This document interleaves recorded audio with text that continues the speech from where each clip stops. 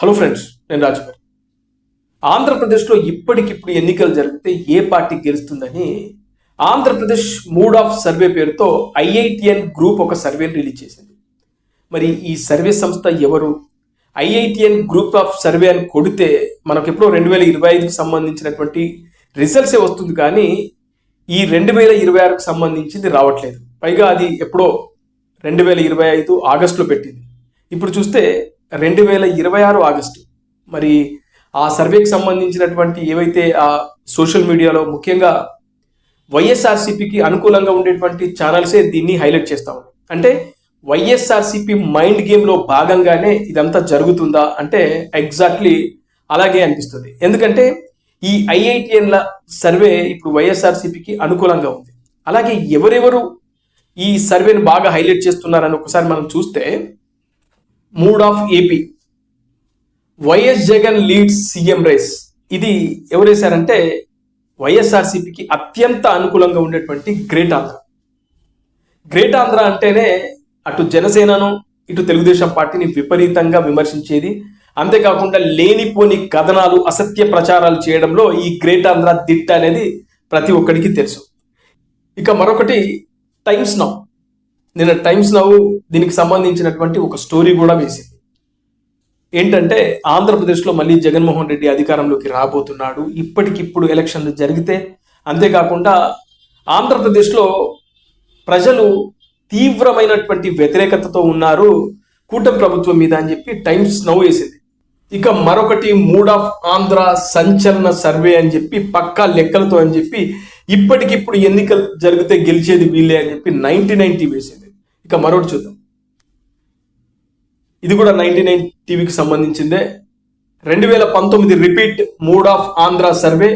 వైసీపీకి 110, టీడీపీకి 45 question mark. ఇక రెడ్ జోన్లో 10 మంది మినిస్టర్లు అని చెప్పి 99 వేసింది. మరొకటి చూద్దాం.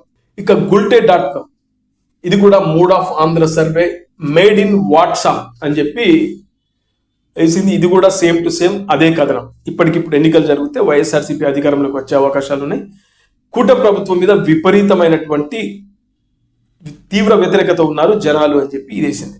ఇక చూస్తే జగన్మోహన్ రెడ్డి కూడా ఒక ట్వీట్ చేశాడు. ఆ ట్వీట్ పెడతాను చూడు. వైఎస్ జగన్మోహన్ రెడ్డి గారు చేసినటువంటి ట్వీట్ ఇది. ఏదైతే ఈ ఐఐటిఎన్ల సర్వేకి సంబంధించినటువంటి ఆ పూర్తి చిట్టాని మరి జగన్మోహన్ రెడ్డి గారు కూడా ట్వీట్ చేశారు. ఇది గూగుల్ చేస్తే నాకు ఎక్కడ దొరకట్లేదు. నేను ట్రై చేశాను, చాలా ట్రై చేశాను, ఎక్కడ దొరకట్లేదు. కేవలం ఇది వైఎస్ఆర్సీపీకి సంబంధించిన అనుకూలంగా ఉండేవాళ్ళు, వాళ్ళ సోషల్ మీడియా ఫాలోవర్స్, అలాగే వాళ్ళకు అనుకూలంగా కథనాలు వేసే వెబ్సైట్లు, అలాగే వాళ్ళకు అనుకూలంగా ఉండేటువంటి ఛానల్సే. ఇవే వీటికి సంబంధించినటువంటి ఏదైతే ఈ స్టోరీ ఉందో, ఈ డాక్యుమెంట్స్ ఉన్నాయో, ఇవన్నీ వాళ్ళే సోషల్ మీడియాలో పెట్టారు. మరి మిగతా వాళ్ళకి ఎవరికి దొరకట్లేదు. ఆ ఐఐటిఎన్లు కేవలం జగన్మోహన్ రెడ్డికి ఇచ్చారా?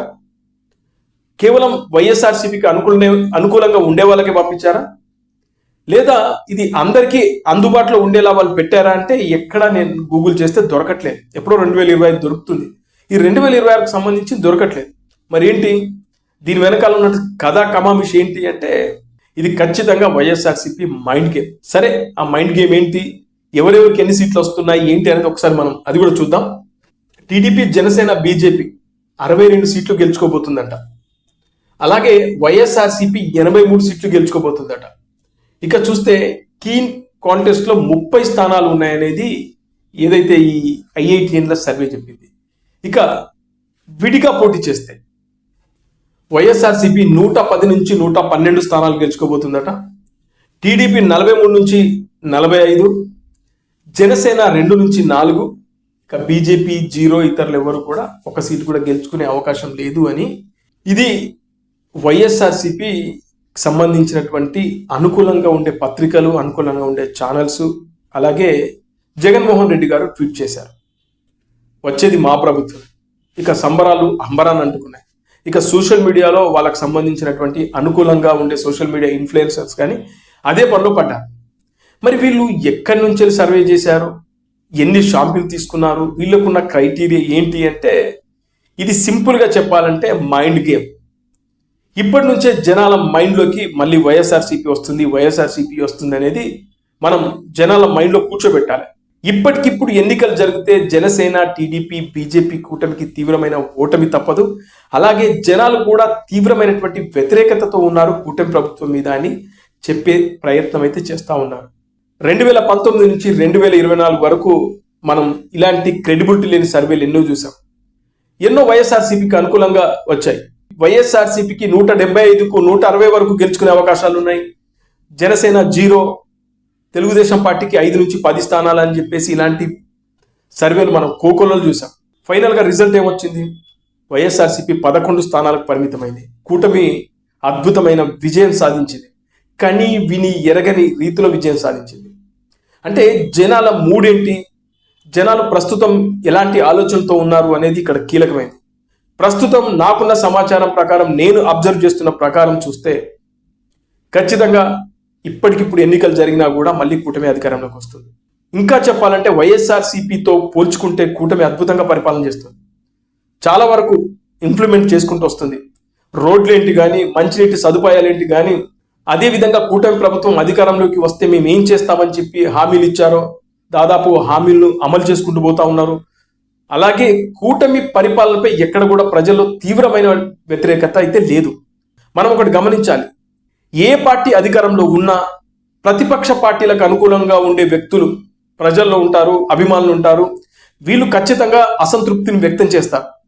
వాళ్ళ అసంతృప్తే నిజమైన ప్రజల అసంతృప్తి అనుకుంటే అంతకు మించిన పొరపాటు మరొకటి ఉండదు. జనసేన, టీడీపీ ఈ రెండు విడిపోతేనే వైఎస్ఆర్సీపీకి ఛాన్స్, అంతకు మించి ఛాన్స్ లేనే లేదు. అందుకే వీళ్ళు ఏంటంటే ముందస్తు భాగంగా ఇప్పటి నుంచి ఇలాంటి కథనాలు వేసుకుంటూ, ఇలాంటి సర్వేలు రిలీజ్ చేసుకుంటూ పోతే జనాలు కూడా నిజమే కదా, అంటే ఒక అబద్ధాన్ని పదే పదే ప్రచారం చేయడం వల్ల అది నిజమవుతుంది. కాబట్టి అలాంటి అబద్ధాలను ప్రచారం చేసే కార్యక్రమాలు వైఎస్ఆర్సీపీ చేస్తుంది అనేదే ఇక్కడ సోషల్ మీడియాలో చాలా మంది పొలిటికల్ అనలిస్టులు కానీ, అదేవిధంగా చాలా మంది జర్నలిస్టులు కూడా ఇదే మాట మాట్లాడుతున్నారు. నా అభిప్రాయం కూడా ఇదే. ప్రస్తుతానికైతే కూటమి ప్రభుత్వానికి ఎలాంటి డోకా లేదు, అద్భుతంగా పరిపాలన చేస్తూ ఉంది. ఇవన్నీ కూడా క్రెడిబిలిటీ లేని సర్వేలు.